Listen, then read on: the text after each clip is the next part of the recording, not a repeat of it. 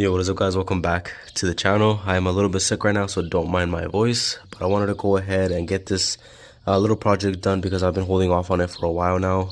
I'm replacing the front rotors, brake pads, and also the hubs on the M45. I keep hearing this whirling sound coming from the left side, which is a passenger side. When I'm coming to a stop and or if I'm picking up speed, I keep hearing this whirling sound and I'm pretty sure it's the hub. So we're going to go ahead and take everything off, check it out, see if it's that. The hub should be coming in later today. So right now we're just going to work on just taking everything apart. From what I've seen, it's pretty easy to remove everything when it comes to like the hub part. So let's go ahead and start removing the wheel so we can get this done.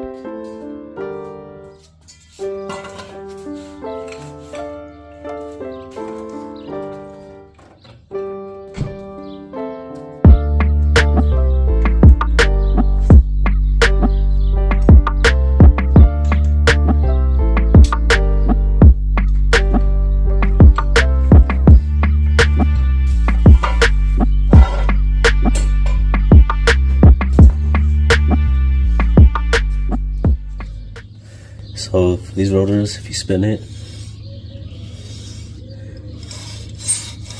hear that? Right there. That's not good. That's because the pin for the brake caliper, or not the brake caliper, the actual brake pad is hitting the disc, which is causing a screeching sound, which means your brake pads are low. That's one way you can tell. You can also check your brake fluid. If it's low, either got a leak, or in most cases it means that your brake pads are getting low. And even your lights will turn on as well, because it'll detect the brake fluid is low. It'll turn on like your ABS and all those lights in your dashboard, indicating that it's low. But these look old, so it's a good thing I'm replacing these right here. They just look like completely rusted all over the place. So replacing this is a good idea. But these rotors are already loose, so these will be really easy to remove. But in order to remove these right here, you got, I believe this is a 12 mil right here, to remove the caliper like portion right here that holds the brake pads in. You can lift that up to do just the brake pads, but to remove the whole caliper, I believe the bolt back here is a 21 mil. Let me check. No, it's actually bigger than a 21. It might be a 22 actually. So take that off, take those two 22s, remove the brake caliper, put it somewhere around here, like a zip tie to hold it up, get it out of the way so it doesn't bother you and get in your way. But we're gonna take this off first so I can show you guys how to remove that. Alright, so these top ones right here and the bottom one are actually 14s. So to remove these, just put it on, hit it just like that, come right off. And then once you do that, you should be able to remove the bolt, and this thing can slide right up. And then here are the brake pads. So as you can see, those are getting pretty low. There's almost nothing there. And this line's going away. Once this line goes away, you need to replace them ASAP. Same thing with this one. And I'm going to clean these up with the wire brush. Brackets right here.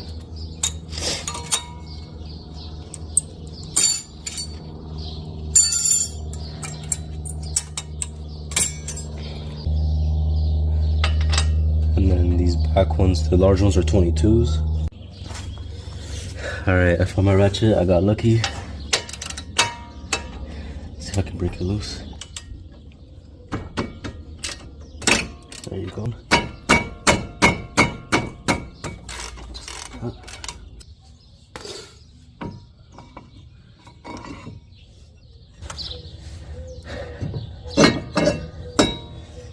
Just like that, this came out.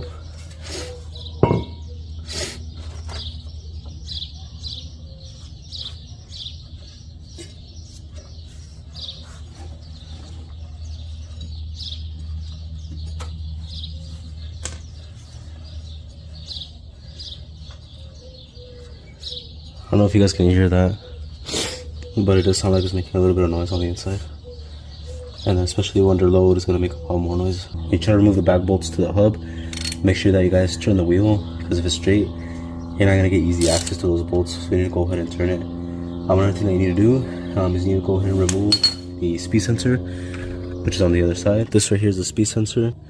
If you don't take the speed sensor out, you're gonna end up ripping the speed sensor out with it, damaging it, and then you're gonna have to buy a new one. So make sure you remove that first.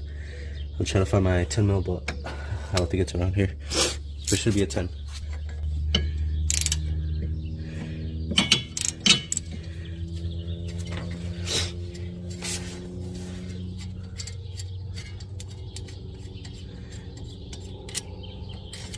And just like that, get out of the way. I'll just put the bolt back in there so you don't lose it. As for the bolts in the back, as you can see, they're all right there. 2 at the bottom, 2 at the top. You gotta remove those with a 17 mil. I can use a breaker bar to make it a little bit easier.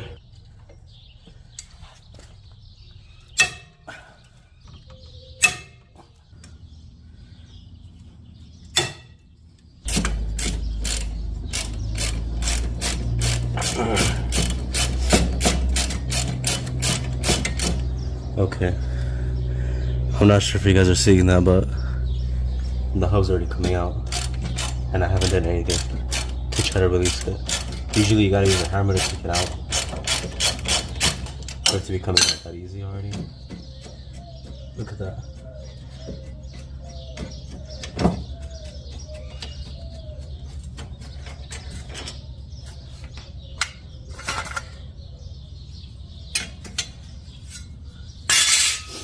Just like that, it came off. And that's not supposed to happen. From what I've seen, you need to hit these things from the back and they come out. So that's pretty crazy.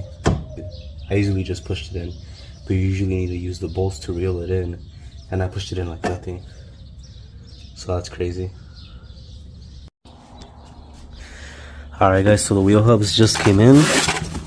So we can go ahead and begin finishing up the install and everything. I already test fitted one right there, and it lines up how it should. So these should work on the M45. If you guys are interested in picking this stuff up, oh shit, I'll link it down below so you guys can go ahead and pick it up. Got these from, I think these are, yeah, Amazon. I had ordered some from eBay, and they were honestly taking like a whole week just to even ship them out, so I canceled that order. Got these on Amazon. They came in the next day. So yeah, these look pretty good. I already spun one of them over there. Let's go check it out. It's not tight at all, I just have it on there. So this one's smooth, it's quiet. So I hope this makes a big difference on the M when it comes to driving, and see if that noise goes away that I was hearing, that whirling sound. But let's go ahead and tighten it up. From what I saw online, the bolts that go to the hub on the back, they're supposed to be torqued to like 64 pound-feet of torque, and the brake calipers, these large ones right here, are like 90 pounds of torque. And these also went in like pretty easy as well. They were very difficult. So I'm not sure if maybe those older hubs that I took off were like replaced not that long ago, and maybe they were just cheap ones and they went out pretty fast or something. Let's go ahead and finish this back up, and then I'm actually going to raise the car, I'll say about an inch or an inch and a half, because it's kind of low right now and I don't want to mess up my oil pan. So I'll pick it back up once we got everything installed, and I'll show you guys a quick trick on how to decompress the calipers so you can go ahead and put your new brake pads in there.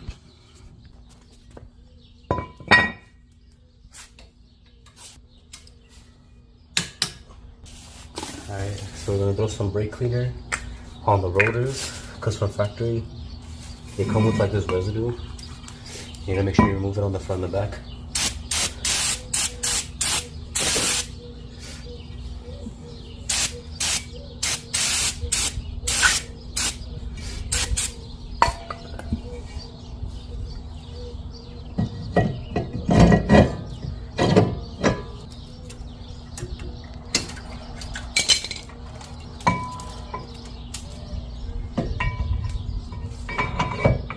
then you're gonna sit them right in there, and then the other one, and on the other side as well.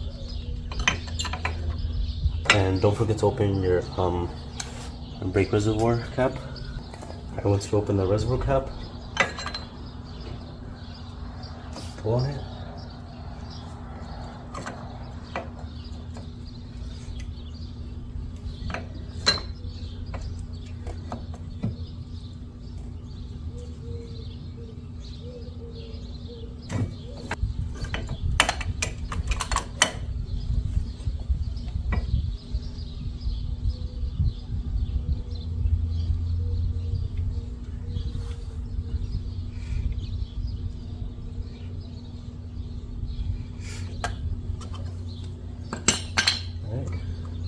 That should be pretty good right there.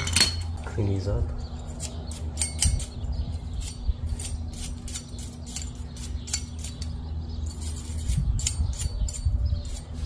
You guys.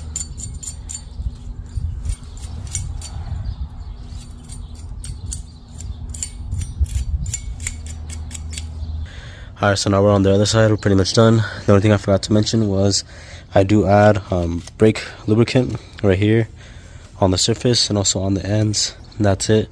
Don't add anything on this surface right here because it needs to make good contact and grip on to the rotor. So if you add something on here like a lubricant, it's not going to stop and you're going to have a bad time. So just keep that in mind. But again, the pins, which are these, go on the top location. So let's just add the lubricant in there. Spread a good amount on each one. Spread it. And the axis, just put it on the sides.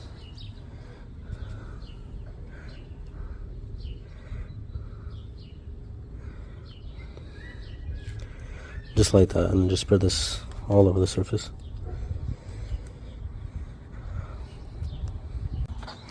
Alrighty guys, she's all done. I just drove her around. I did a break-in procedure that you're supposed to do when you get new rotors and brake pads.